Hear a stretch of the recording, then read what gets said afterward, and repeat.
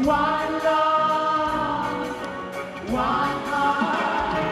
Let's get together and feel alright.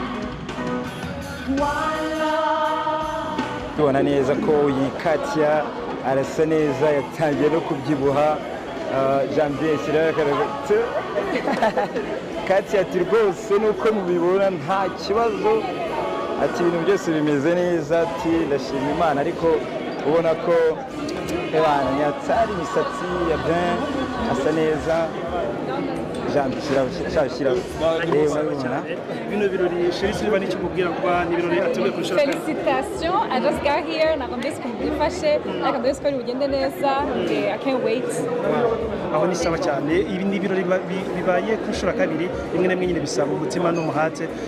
iyo ubona umukobwa nk'uyu wagiye mu mahanga ariko akaba yaragasaba avuga ati ngomba nanjye kwitwa societe wowe bisobanura gute cyane ko nawe muri Makenzi hari ibyo ubona hari n'ibyo rwo musi